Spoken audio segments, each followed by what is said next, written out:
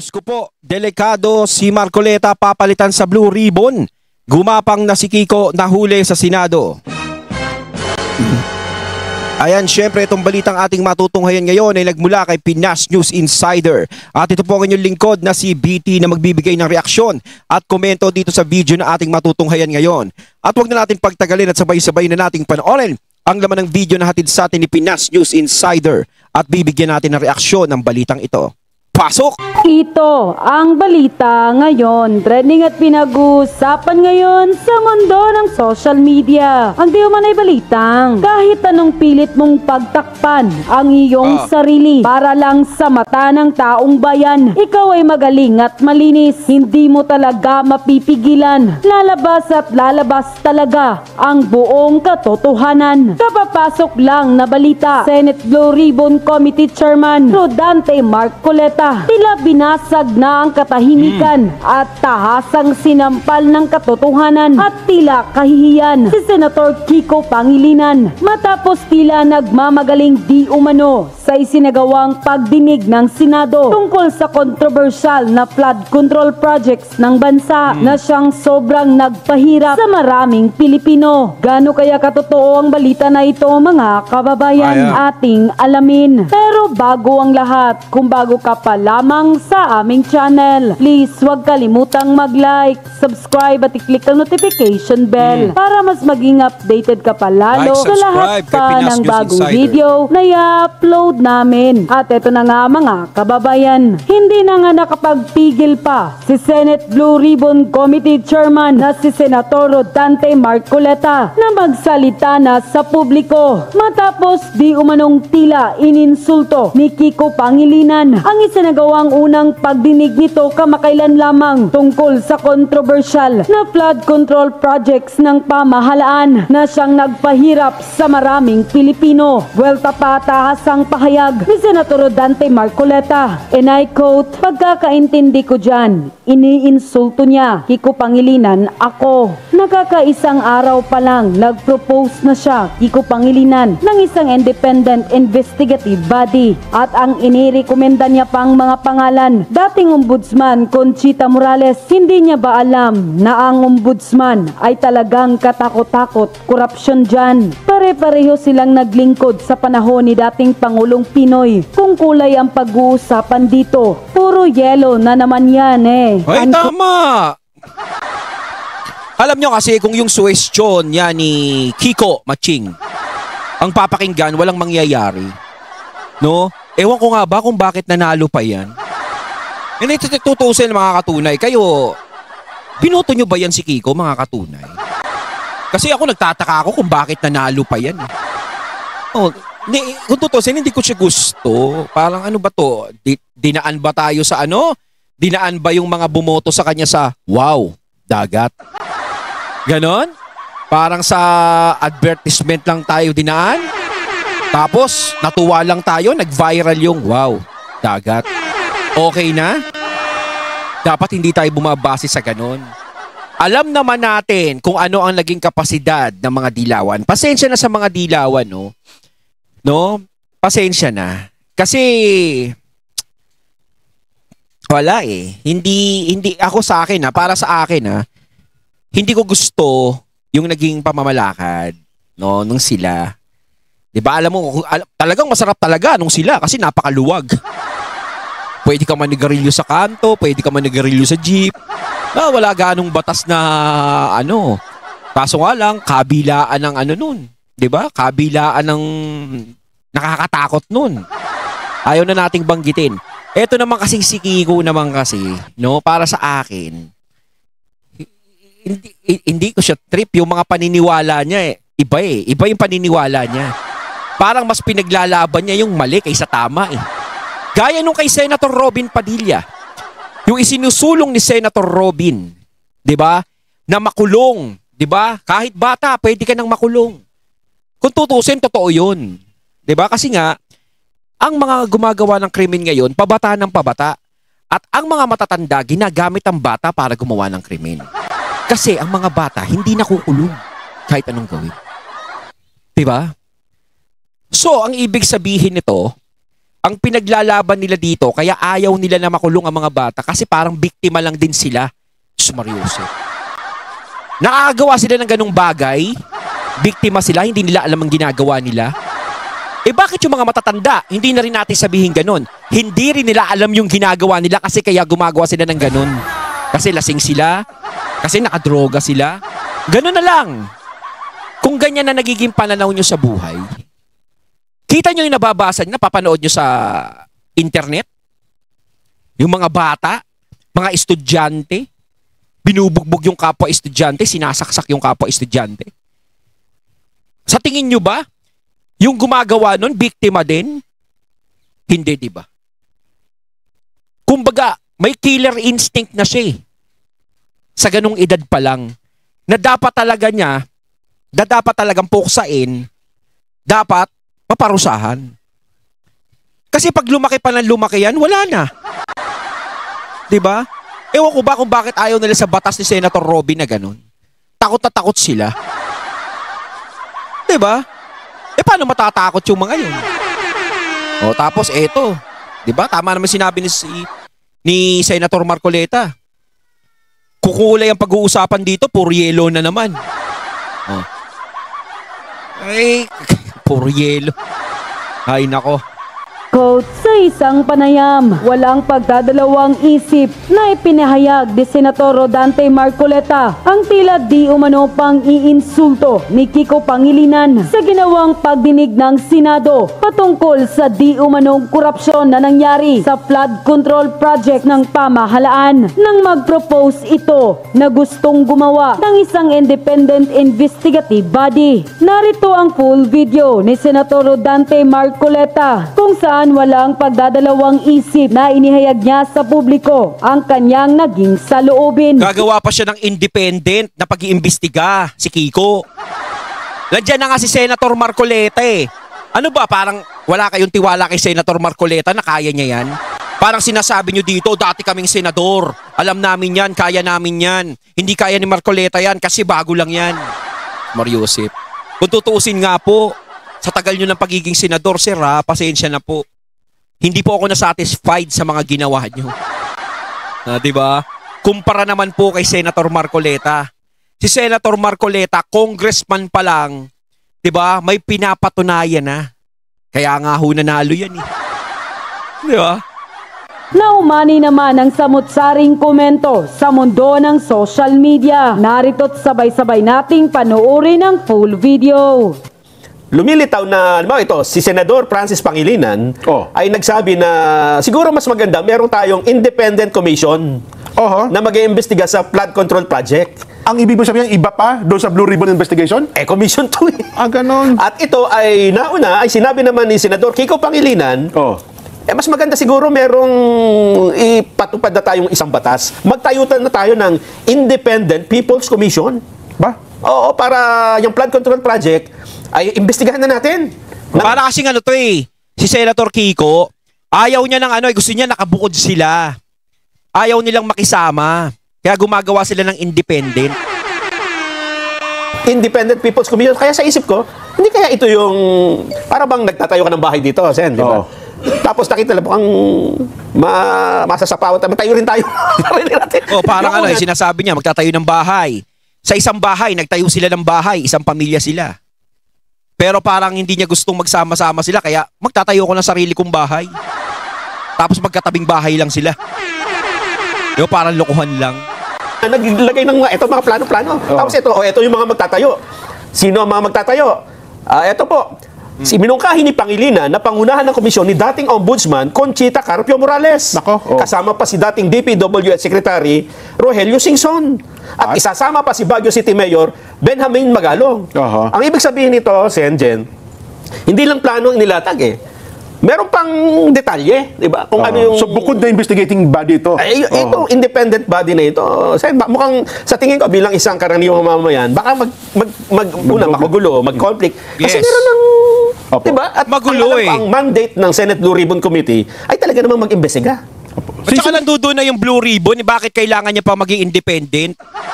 Para naman siyang nagpapapansin nun. Parang binabastos niya naman si Senator Marcoleta nun. Di ba? Parang parang sinusukat niya yung kapasidad, parang minamaliit niya yung kapasidad ni Senator Marcoleta sa pag-iimbestiga dyan sa flood control project na yan. Senador Kiko Basanay, una, miyembro po ba ng Blue Ribbon Committee? Nag-apply siya. Nag-apply, nag-presenta kayo sa nila, isama. Karaniwan kasi, susulat siya. Opo. Kung pwede sana, maging miyembro ako ng committee mo. Okay. Pinayagan ko. Okay. So, technically, miyembro siya ng Miyembro Blue siya. Ribbon Committee. Oo. So, ano po ang gusto niya palabasin dito? Miyembro pala siya ng Blue Ribbon Committee, nagsusuwestiyon siya miyembro ka ngayon. pala eh. Anong tanong mo? Anong gusto niya nga mo? Ano gusto niya palabasin dito? Di ba? Hindi mo alam kung anong gusto niya palabasin? Hindi, kasi miyembro siya, tapos nagsasuggest siya ng bumuo pa ng isang bukod na grupo na mag-iimbestiga. Oo. Same subject matter. Oo. Ano po ang gusto niya palabasin dito? Iniinsulto niya ako. Yun. Kung ganyan, Sen, Yun yung sinasabi ko.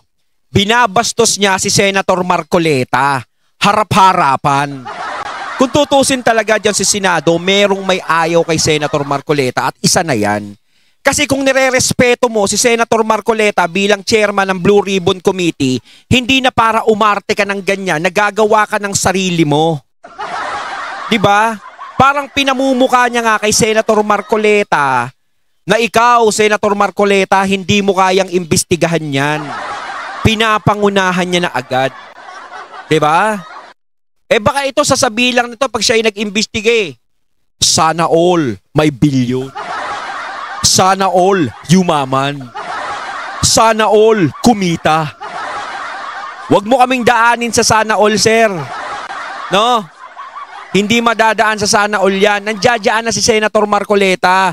Siya yung mag-iimbestiga. Huwag mo na sanang pakialaman pa.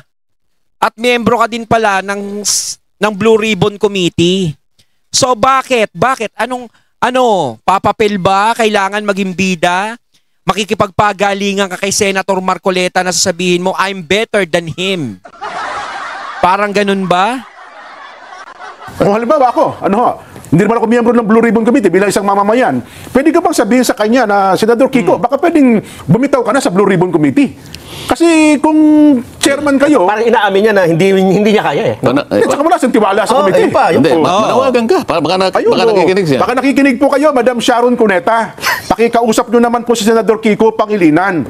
Baka po pwede mapakiusapan mo, bakit po naman meminosen yung Blue Ribbon Committee sa pangunguna po ng Yes. Chairman Rodante Marcoleta, nabubuo pa ng isang komite, baka pwede yung sabihin nyo, magbitaw ka na lang dyan sa Blue Ribbon Committee, umalis ka dyan, para hindi naman hindi nakakasira, Insulto. nakakainsulto. Tama naman. Kung ayaw niya sa pamamalakad ni Senator Marcoleta bilang chairman ng Blue Ribbon, di kusa na siyang umalis. Ang problema, lumapit siya kay Senator Marcoleta na pwede ba akong sumali dyan? 'Di ba? Sana hindi ka na lang sumali. Kung babastusin mo lang din siya. Ginawa mo. Tama ka dahil unang araw pa lang eh, di ba? Parang Yun na nung nga. first day of class, sinabi mo na ayaw ko sa classmate ko. Di ba, Sen, sa tingin niyo po, kayo po bilang chairman, Ayun nga, sinabi ko sa iyo. Ako, ang pagkakaintindi ko dyan, Oho. iniinsulto niya ako eh. Ako naman, ayaw kong iniinsulto ako. Yun. Oho. Kaya kung gusto niya akong palitan, magpresenta siya. Yun. na chairman ng Blue Ribbon Oo, at Committee. pakita niya na mas marunong siyang gumawa ng mandatong itinalaga sa committee na yan. Hindi, yung O punto kayo na yan, mga katunay, anong masasabi nyo rito sa sinabi ni Senator Marcoleta? Kung gusto ni Kiko maging chairman ng Blue Ribbon Committee, palitan na lang daw si Senator Marcoleta. Mag-apply siya, magpapalit. Oh. Ako kung tutusin, ano ba ang kapasidad ng isang Kiko Pangilinan? Ako para sa akin kasi, sinasabi ko nga kanina, hindi ako nakontento sa mga ginagawa niya. Di ba? Hindi ako, doon pala kay Senator Robin eh. Hindi ko na gusto yung mga nagiging paraan niya. Di ba? Na hindi niya tinatanggap ang gustong mangyari ni Senator Robin. Doon pa lang ayoko na kasi parang pangungunsinti yun eh. Pangungunsinti yung ginagawa niyang ganun. So, kung dyan sa flood control project, anong gagawin mo pag ikaw ang nag-imbestiga? Diba, Senator Kicks? Diba? Anong gagawin mo? Baka pag mabibigat ang kalaban mo, mamaya huminto ka, bigla ka na, pagdating sa gitna, mawala ka. Parang sa loto lang yan eh. Sa una, ang sipag, nung pagdating sa gitna, wala na. Wala na yung usapan. Si Senator Marcoleta, nakikita natin, congressman pa lang. sa investigasyon pa lang, sa pakikipaglaban pa lang, nanindigan talaga hanggang katapusan, hanggang sa tablahin na siya sa Kongreso. Hindi na bale ang paniniwala ni Senator Marcoleta. Kaya mo bang gawin yun? Di ba? Kasi baka malabo pa, baka ayawan ng taong bayan yan eh. Pero ako sa tingin ko, bilang isa po na nag-oobserba, Sen, kung wala po kayong tiwala sa Blue Ribbon Committee, bilang miyembro, bumitaw na lang po kayo Yun dyan. yun, Sabihin nyo na lang, bumitaw na aalis na lang. po ako, chairman Hindi ka na ng, pala miyembro ng kontento, Blue hindi Ribbon mo Committee. gusto eh. Ito Wala nga pala kayong tiwala eh. Talagang medyo, kaya ako nasasabi, Ang gulo yun niyang ang aking kausap eh, no? pakiramdam. Opo. Katatransfer ko pa lang. Oo. Isang araw pa lang ang ginugol ko sa pag-imbestiga. At kung titingnan mo sa lawak ng problemang talagang harapin mo at iimbestigahan mo, Opo. hindi mo nakakayanin naman ng isang araw. Oho. Ngayon, nakakaisang araw ka pa lang, sasabihin niya, nagpo-propose siya ng isang independent investigative body. Anong ibig niya sabihin? Nakaka-insulto nga talaga yun, Sen. Anong ibig niya sabihin? Oho. Di ba? At ang ilalatag pa niyang, i-recommenda pa niyang mga pangalan, dating Ombudsman Conchita Conchita Morales. Morales. Opo. Hindi ba niya alam kung ano, yung Ombudsman ay talagang katakot-takot ang corruption dyan? Bagay. Pagkatapos sasabihin niya, sabihin nila sa akin, na ang Ombudsman ay malinis na malinis. At walang corrupt dyan. Oho.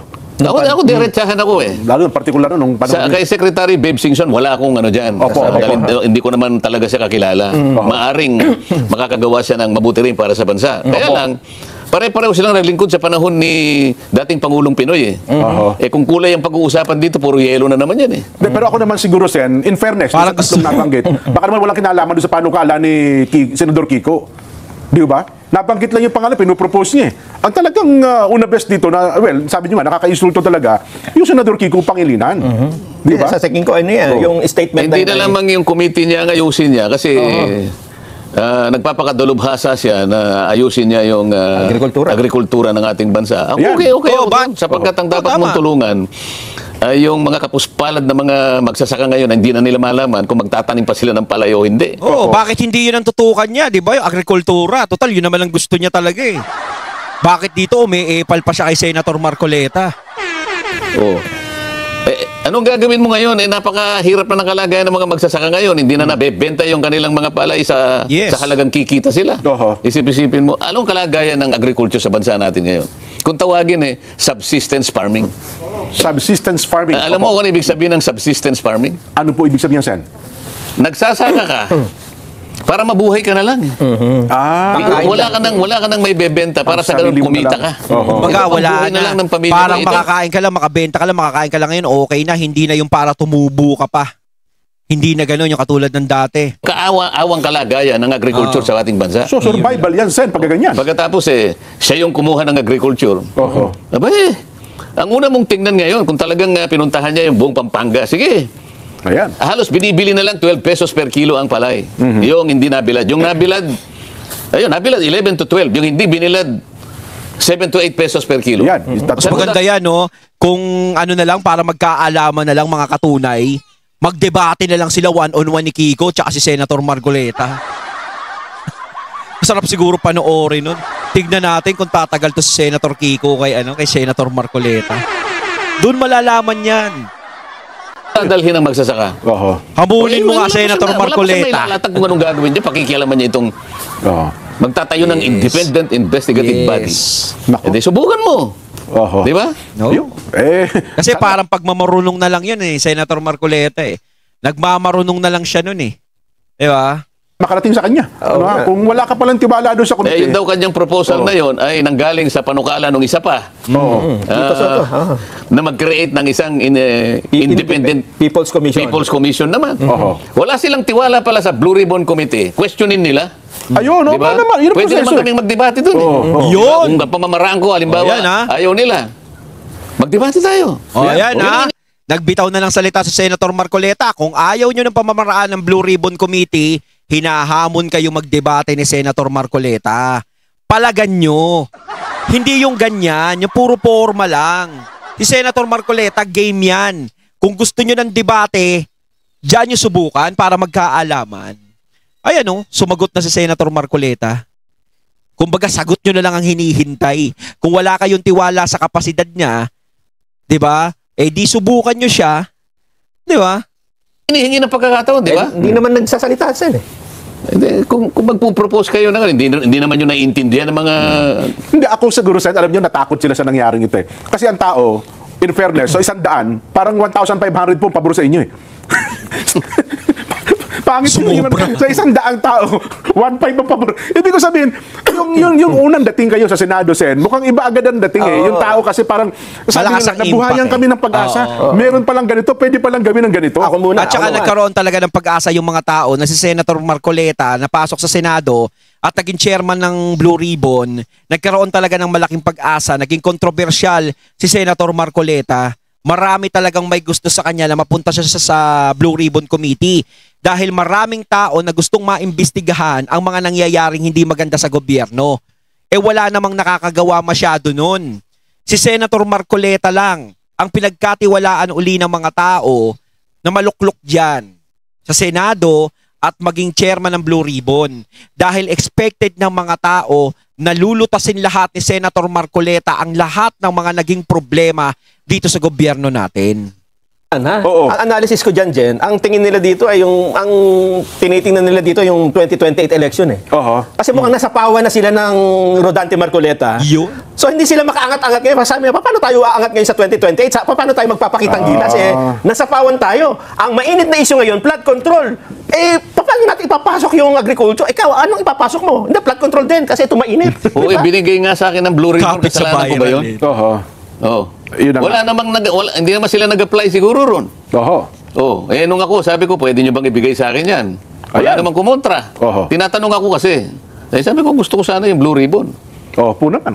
Oh, pwede naman nilang hindi ibigay sa akin. Hindi, naibigay ko na kayo, hiningi ganito eh. Wala Oo. naman eh. Oo. Sabi ko, kung wala, di kukunin Kumbaga, ko. libre Wala yung naman eh. posisyon na yun. Problema ba yun? Ngayon, Sa hinahabol kabila ng nila. mga pangyayari ito, Sen, Natating natong haya ng video na nagbula kay Pinas News Insider at syempre natong haya natin ang saganang mamamayan. Yan, credits po. Ayan ha, lalong-lalo na kay Senator Marcoleta. Ayan, kayo mga katunay, anong masasabi nyo tungkol dito? Comment lang po kayo sa comment box. So once again, I'm BT and I'm out. Peace.